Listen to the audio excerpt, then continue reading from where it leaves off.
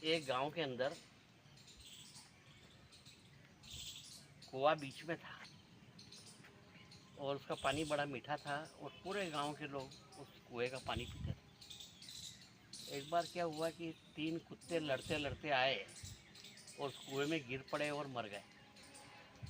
अब मरने के बाद में क्या हुआ, कुएं का पानी सड़ान मारने लगा, पीने योग्य नहीं रहा और गांव वाले सब परेशान हो गए, पीने के पानी के सांसें पड़ने लगे। तब गांव के सब लोगों ने मिलकर के पंचायत बुलाई और पंचायती चबूतरे पर बैठ कर के निर्णय हुआ क्या करना चाहिए। परंतु सबने अपने विचार दिए, सुझाव दिए, पर कोई भी किसी भी नतीजे पे नहीं पहुंचा। तब किसी ने कहा कि यहाँ पे गांव में एक सिद्ध पुरुष संत आए हुए हैं, हो सकता है कि वो इसका कोई उपाय बताए। तो सब गांव वाले उन संत के पास में गए और परेशानी बताई कि कुएं में 3 कुत्ते गिर गए हैं, पानी छलांग मारता है, आप बताइए क्या उपाय किया जाए। तब संत ने कहा बहुत सीधा है, उसे पवित्र कर दो, गंगा जल डालो उसके अंदर, उससे वो पवित्र हो जाएगा। तो वहाँ पे 8-10 घड़े गंगा जल के मंगाए गए और कुएं में डाले गए।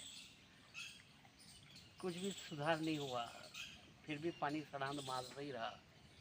फिर वापस सभी लोग गए महात्मा जी के पास कि आपके कहने अनुसार हमने गंगा जल डाल दिया, फिर भी सड़ांध नहीं जा रही है, क्या करें।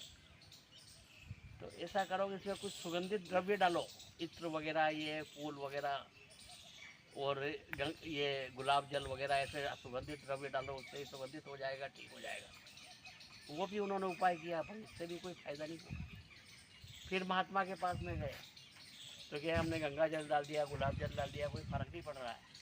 तो क्या ऐसा करो कि यहाँ पे वहाँ कुएं के बाहर होम शांति करो, यज्ञ करो, हवन करो, उससे वातावरण पवित्र हो जाएगा और पानी ठीक हो जाएगा। अब ये भी उन्होंने किया, फिर भी पानी सड़ान मार रहा।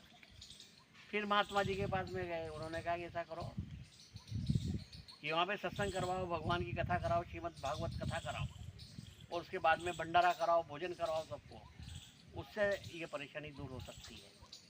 तो ये भी उपाय करके देख लिया, फिर भी नहीं हुआ। फिर सब लोग गए तो महाराज ने कहा कि मेरे को खुद को आना पड़ेगा वहाँ पे।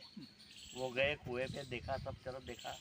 उन्होंने कहा आपने सब कर लिया पर तुमने एक काम नहीं किया कि क्या जो कुत्ते 3 लड़ते लड़ते अंदर पड़े मर गए थे, उनको बाहर निकाला कि नहीं। कि उनको तो बाहर नहीं निकाला, कि जब तक उनको बाहर नहीं निकालोगे, जब तक ये कुएं का पानी छलांग मारना बंद नहीं करेगा, इसलिए इन कुत्तों को सबसे पहले बाहर निकालो।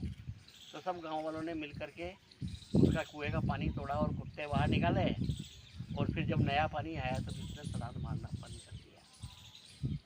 मित्रों, ये किसी गांव और कुत्ते और कुएं की कहानी नहीं, हमारे जीवन की कहानी है। हमारा शरीर भी एक कुआं है, उसके अंदर जो 3 कुत्ते हैं वो काम, क्रोध और लोभ है और ये हमारे जीवन में छलांग मारते हैं।